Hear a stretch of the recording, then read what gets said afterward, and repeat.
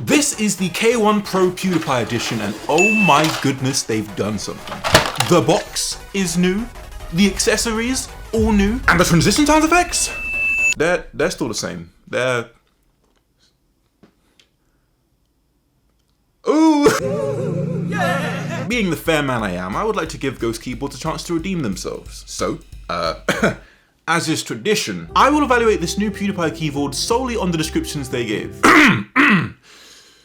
You asked, we listened. The first of its kind, a custom Pewdiepie wave design is engraved into the chassis. Vibrant and radiant RGB LEDs with 18 different modes, 5-pin hot swap, screw-in stabilizers, Bluetooth 5.1, with the addition of sound dampening acoustic foam, rattle and pings are greatly reduced for that beautiful sound. It can't be worse than last time. Yeah. Look into my eyes, right? I'm not saying this lightly. The new Pewdiepie case is gorgeous. So they ditched the aluminium from the last case and went with acrylic, and man, it looks good. It looks good. The wave design in that translucent red just screams Pewdiepie, and I love that about it. So many YouTube product collaborations reek of big creator slaps their name on existing product and boom! But I'll give it to them. This really has its own style and presence. And yeah, that's about it. That's all the good I can say about it. Just like the first one, the K1 Pro uses a non-standard tray mount and only comes with a steel plate. The typing experience is a hard bottom mount, which is fine, but this is 2022, and I'm not paying that much for a typing experience that, one, I can get out of a keyboard a fraction of its price, and two, I can't change to my liking, especially when there are keyboards cheaper than this that offer mounting styles and readily available plates that let me do so. Come on. Yeah. The K1 Pro is currently only available with Gateron Reds, which aren't bad switches if you like linears. But in this day and age of really smooth stock switches with great housing tolerances and pingless springs, the stock Gateron Red spring noise leaves much to be desired. Although you might not know they're as pingy as they are, because the included plate foam and probably in part the non-metal case is helping reduce it somewhat. Here's a sound test. Yeah. I can't help but find it funny that Ghost has decided to hone in on the fact that these stabilizers are screw-in and not pre-lubed. Let's just have a look.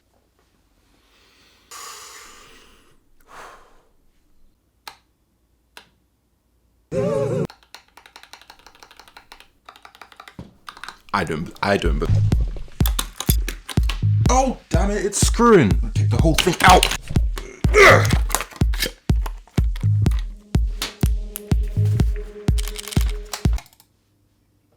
Oh my goodness. Enhance! Enhance! Enhance! Lube! They remembered the lube. I'm sorry, I can't even speak. Like, the once plate mount, now PCB screw-in stabilizers have a fair coating of grease on the wire ends and a very light coat on the inserts. The application is fairly inconsistent, not just from stabilizer to stabilizer, but literally from wire to wire. But that doesn't matter, because the difference is audible. This isn't sponsored by Audible. That's the Audible catch. This isn't sponsored by Audible. Unless you want to sponsor the video, then you can.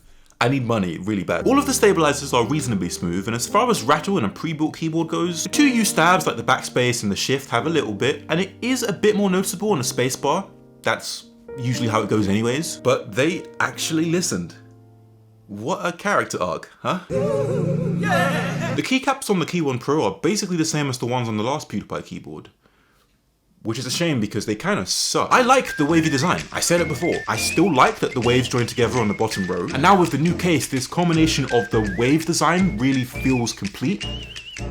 But also, I can't stand how slippery and kind of as a result how cheap the keycaps feel. There's literally no texture on any of the keys besides the WASD ones. And the legending is still garbage. The thickness of the letters is inconsistent. The positioning on the keycaps, especially on the modifiers, is still inconsistent. And it's because of these kind of letdowns that I can't see this as anything more than a glorified GK61, but for 3 times the price. So, once again, yeah. Bluetooth 5.1 is good. It was very, very quick to set up with no perceivable input delay, which means I can now ratio kids on the toilet, so thank you for that. The PCB now comes with 5-pin hot swap, so if you don't like Gateron Reds or wanted to lube them, you can easily swap them out for something else.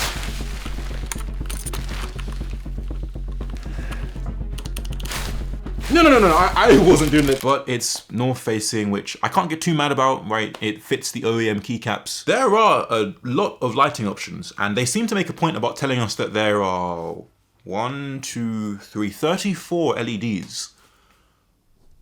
Okay, it's not any brighter than normal, and that irregular spacing at the front kills me. And instead of getting a diffusion of light, you just get these pinpricks of the light coming out of the board. And it barely shines on the desk or whatever surface you put on. What else is in this keyboard? Pewdiepie keyboard lighting.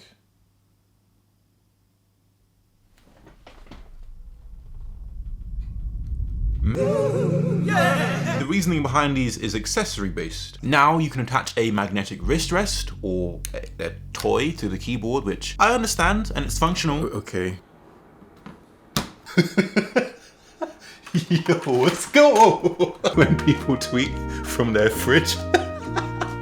But I don't think Ghost Keyboards have spent enough time thinking about how this will affect the typing feel. You have a magnetic steel plate which does fix to those magnets, making it harder to take out the plate and the PCB if you need to do some adjustments. It's just kind of underwhelming. Better, but the whole thing still feels like glorified merch and just doesn't live up to the price tag of...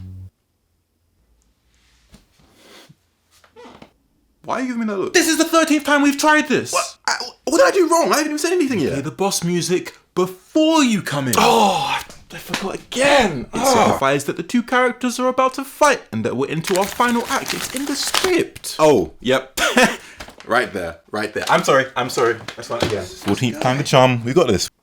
So as I was saying, it still feels like merch and not a keyboard worth.